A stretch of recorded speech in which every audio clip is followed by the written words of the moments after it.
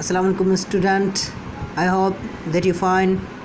आइए आज हम हमारा अगला जो लेसन है वो स्टार्ट करते हैं, उसकी एक्सरसाइज चालू करते हैं। तो स्टूडेंट हिस्सा नसर हमने जो आज सबक चालू करना है, उसकी जो एक्सरसाइज करनी है वो सबक है हज़रत उमर बिन अब्दुल अज़ीज़, और जिसका मुस्लिम डॉक्टर अबुल खैर कशफी है हिस्सा नसर।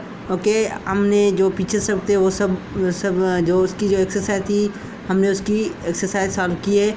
आइए आज हम हमारा जो लेसन हज़रत उमर बिन अब्दुल अज़ीज़ उसकी जो पीछे एक्सरसाइज दी हुई है वो हम चालू करते हैं। आइए लेट्स वी स्टार्ट। तो भाई ये रहा लेसन, आइए हम इसकी एक्सरसाइज देखते हैं। एक्सरसाइज में क्या कहा जा रहा है। तो भाई ये रही एक्सरसाइज। मश्क अलिफ, नीचे दिए हुए सवालात के जवाब लिखिए। सवाल नंबर पहला है, खलीफा सुलेमान बिन अब्दुल मलिक अपनी मौत के वक्त किस बात पर अफसोस कर रहा था। तो भाई आइए हम इसका जो आंसर है वो देखते हैं।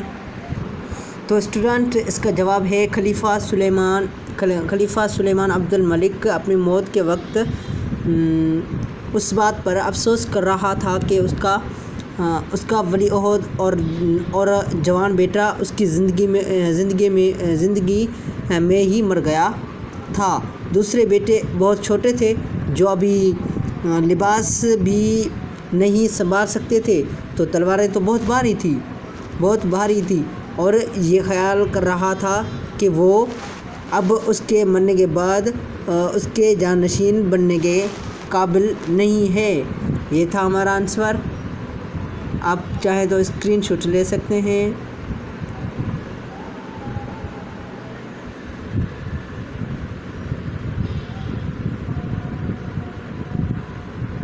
तो भाई आइए आगे हमारा जो सवाल दिया हुआ है वो देखते हैं। तो स्टूडेंट आगे सवाल कहता है कि एक नौजवान उमर बिन अब्दुल अज़ीज़ रज़ियल्लाहु तआला अन्हु ने उससे क्या कहा। तो आइए जवाब देखते हैं। इसका जवाब है स्टूडेंट, जब सुलेमान अब्दुल मलिक ने हसरत और अफसोस से कहा, हाय मेरी नामुरादी, कामयाब वो हैं जिसके बेटे बड़े हो, तो एक नौजवान उमर बिन अब्दुल अज़ीज़ करीबी खड़ा था। इसने कहा, ए मुसलमानों के सरदार, आप नाकाम नहीं हो। नहीं, अल्लाह पाक का फरमान है कि जिसने अपने रब का नाम लिया और नमाज़ पढ़ी वो कामयाब हुआ। ये था हाँ इसका जवाब। आप स्क्रीनशॉट ले सकते हैं।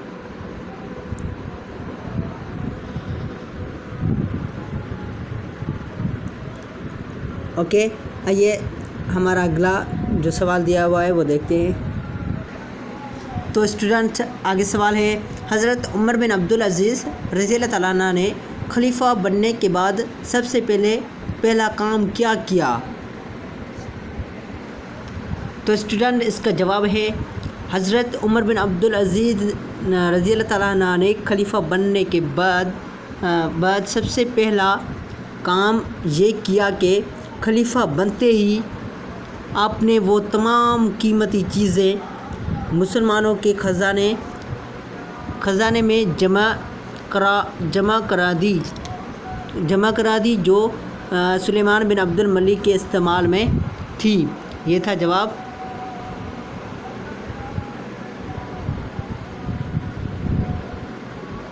तो आइए आगे जो हमारा सवाल है वो देखते हैं। तो स्टूडेंट आगे सवाल है, हज़रत उमर बिन अब्दुल अज़ीज़ रज़ियल्लाहु तआला अन्हु का दौर खिलाफत इस्लाम का सुनहरी दौर क्यों माना जाता है। तो आइए हम इसका जवाब देखते हैं। तो स्टूडेंट इसका जवाब है, हज़रत उमर बिन अब्दुल अज़ीज़ रज़ियल्लाहु तआला अन्हु सल्तनत के कामों से खूब वाकिफ़ थे। वो मदीने के गवर्नर रह चुके थे। खिदमत उनका तरीक़ा और खुश इखलाक़ी उनकी आदत थी।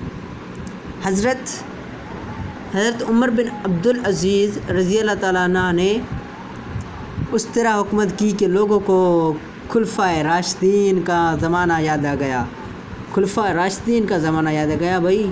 لوگ آپ رضی اللہ تعالیٰ عنہ کو عمر رضی ثانی کہتے ان تمام خوبیوں کی وجہ سے آپ کا دور خلافت اسلام کا سنہری دور مانا جاتا ہے۔ یہ تھا اس کا جواب۔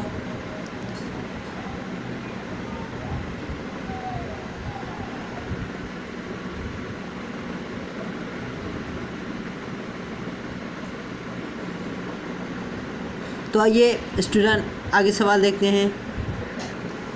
تو آگے سوال ہے، حضرت عمر بن عبدالعزیز رضی اللہ تعالیٰ عنہ کی زندگی سے ہمیں کیا سبق ملتا ہے؟ تو بھائی آئیے ہمارا اس کا جواب دیکھتے ہیں۔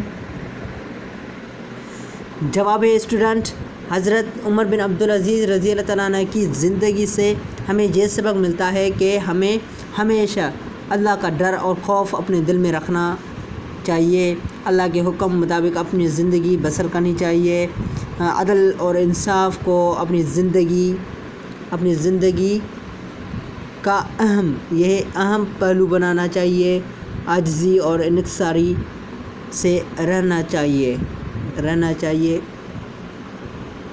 یہ تھا جواب، آپ اسکرین شاٹ لے سکتے ہیں۔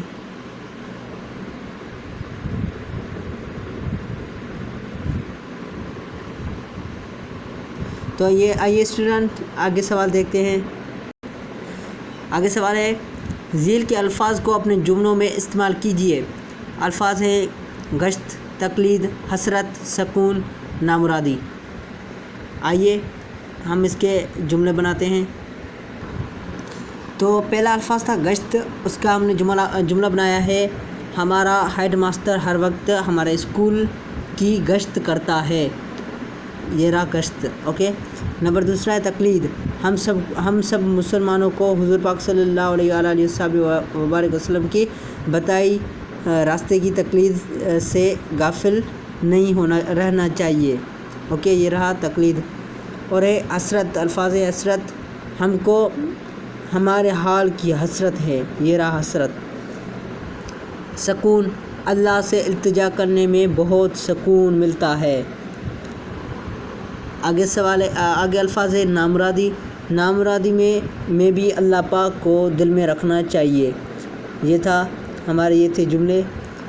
تو آئیے آگے جو ہمارا سوال دیا ہوا ہے وہ دیکھتے ہیں۔ تو اسٹوڈنٹ آگے سوال ہے جیم، جس کا پہلا جو دیا ہوا ہے جو سینٹنس وہ ہے، میری دوات کہاں ہے؟ نمبر دوسرا، میں نے نیا قلم خریدا ہے۔ آپ نے مندرجہ بالا جملوں میں پڑھا کہ ہم نے دوات کو مونس اور قلم کو مذکر استعمال کیا ہے، حالانکہ ان میں مذکر اور یا مونس ہونے کی کوئی علامت نہیں۔ اردو زبان میں ہزاروں ایسے لفظ ہیں جن میں سے ہم کسی کو مذکر استعمال کرتے ہیں اور کسی کو مونس۔ اب مندرجہ ذیل الفاظ میں سے مذکر اور مونس علیحدہ کر کے لکھیے۔ ہم کو مذکر اور مونس علیحدہ کرنے ہیں۔ سلطنت، قدم، لباس، نماز، قوت، سکون، خزانہ، چراغ، کوشش، امامت، عاجزی، یہ تھے الفاظ۔ آئیے ہم مذکر اور مونس علیحدہ کرتے ہیں۔ تو اسٹوڈنٹس یہ رہے مذکر اور یہ رہے مونس۔ قدم، لباس، سکون اور خزانہ، چراغ، غرور، یہ تھا مذکر اور مونس۔ دیکھیں، سلطنت، نماز، قوت، کوشش، امامت، عاجزی، یہ رہے مونس، ٹھیک ہے، آپ دیکھ سکتے ہیں۔ تو اسٹوڈنٹس آج کے لیے اتنا ہی۔ آئی ہوپ آپ میرا یہ لیکچر سمجھ گئے ہوں گے۔ خدا حافظ۔